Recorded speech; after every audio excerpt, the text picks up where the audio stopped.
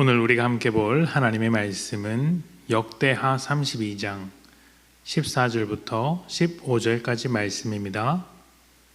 역대하 32장 14절부터 15절.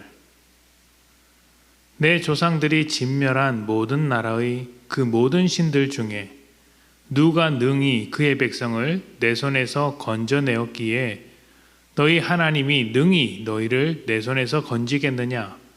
그런즉 이와 같이 너희는 히스기야에게 속지 말라, 꾀임을 받지 말라, 그를 믿지도 말라. 어떤 백성이나 어떤 나라의 신도 능히 자기의 백성을 나의 손과 나의 조상들의 손에서 건져내지 못하였나니 하물며 너희 하나님이 너희를 내 손에서 건져내겠느냐 하였더라. 아멘. 어제는 11조에 대한 말씀을 묵상했습니다. 그런데 사실 11조는 많은 논란이 일어나는 주제 중 하나입니다. 왜 논란이 일어날까요? 이런저런 말들이 많지만 이유는 딱 한 가지입니다. 돈과 관련되었기 때문이죠. 한번 생각해 봅시다. 교회에서 사랑하자는 말은 논란거리가 되지 않습니다. 예배를 드리자, 기도하자라는 것도 논란되지 않습니다. 그런데 유독 헌금, 11조와 같은 문제에 대해서는 논란이 있습니다. 이유가 무엇일까요? 돈에 관한 문제이기 때문입니다. 물론 이렇게 설명드리면 문제를 너무 단순하게 축소시킨 면이 있습니다만 그렇다고 틀린 말도 아니죠. 조금 더 깊이 본질적인 측면에서 들여다보자면 사실 돈 문제도 아닙니다. 예수를 믿는 것이 무엇이며 구원을 받은 하나님의 자녀가 된 것을 어떻게 이해하고 있느냐에 관한 문제입니다. 정체성과 그 정체성이 만들어내는 삶에 대한 관점의 문제라는 것이죠. 어제는 어떤 결론을 내렸을까요?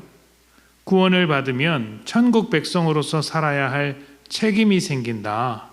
그 책임 중에는 내가 가진 것을 주님의 뜻대로 사용할 책임도 있다는 것이었습니다. 그래서 11조를 드리는 것이죠.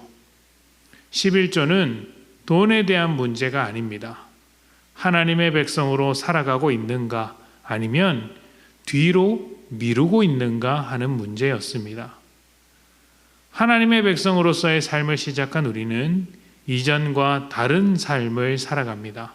그래서 세상이 하지 않는 예배, 기도, 11조와 같은 것들을 할 뿐만 아니라 세상의 가치, 세상의 목적보다 하나님의 가치와 하나님의 뜻을 우선하면서 살아갑니다. 그런데 우리만 이렇게 다른 삶을 살아가는 것이 아닙니다. 세상도 우리가 예수를 믿는 순간 우리를 다르게 생각합니다. 이전에는 세상의 편이었던 우리였으나 이제는 하나님께 속한 자가 되었으니 세상의 입장에서 우리는 세상의 반대자가 되는 것이죠.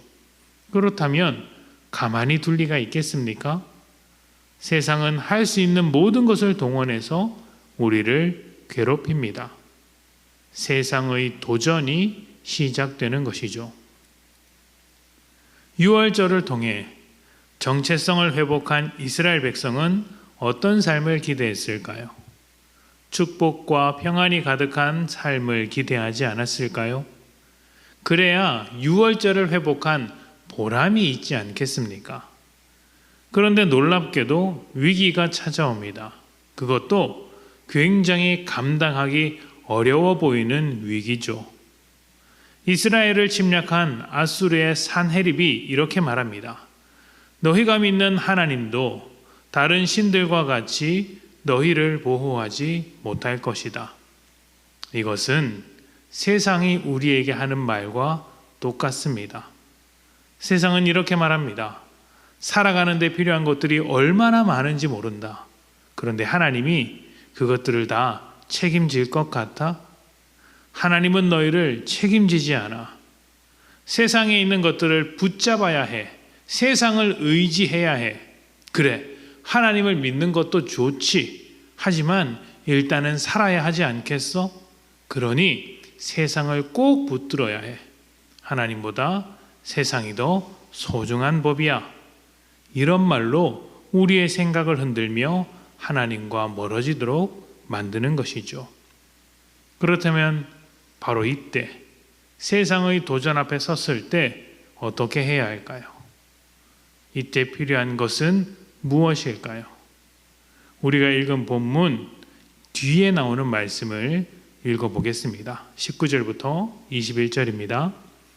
그들이 예루살렘의 하나님을 비방하기를 사람의 손으로 지은 세상 사람의 신들을 비방하듯 하였더라. 이러므로 히스기야 왕이 아모스의 아들 선지자 이사야와 더불어 하늘을 향하여 부르짖어 기도하였더니 여호와께서 한 천사를 보내어 아수르 왕의 진영에서 모든 큰 용서와 대장과 지휘관들을 멸하신지라. 아수르 왕이 낯이 뜨거워 그의 고국으로 돌아갔더니 그의 신의 전에 들어갔을 때에 그의 몸에서 난 자들이 거기서 칼로 죽였더라. 아멘. 세상의 도전 앞에서, 아수르의 도전 앞에서 히스기야는 기도했습니다. 그런데 혼자 기도한 것이 아니죠.